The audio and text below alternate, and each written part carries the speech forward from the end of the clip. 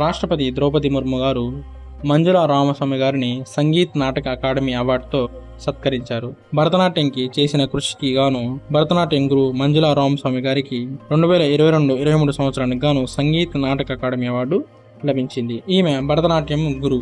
చాలా సంవత్సరాల నుంచి భరతనాట్యం ఫీల్డ్లో యాక్టివ్గా ఉన్నారు. నేర్పిస్తారు మరియు పర్ఫామ్ చేస్తారు. మంజుల రామస్వామి గారు శ్రీరామ నాటక నికేతన్కి ప్రెసిడెంట్గా కూడా ఉన్నారు. ఈ సంగీత్ నాటక అకాడమీ అవార్డుతో పాటు 1 లక్ష రూపాయలు ప్రైజ్ మనీ, ఒక తామ్రపత్రం, ఒక షాలు అందిస్తారు. ఇక సంగీత్ నాటక అకాడమీ గురించి తెలుసుకుందాం.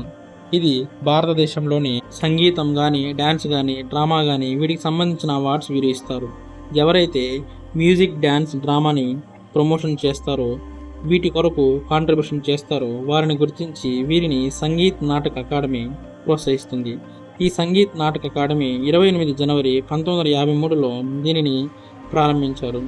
దీనిని ఎస్టాబ్లిష్మెంట్ 1952లో చేశారు, కానీ 1953లో ఇనాగ్రేట్ చేశారు. ఇది autonomous body, ministry of culture అండర్లో పనిచేస్తుంది. ఈ వీడియోలో నేను చెప్పిన ఇన్ఫర్మేషన్ మీకు నచ్చినట్లయితే లైక్ చేయగలరు, సబ్స్క్రైబ్ చేయగలరు, షేర్ చేయగలరు. Thank you.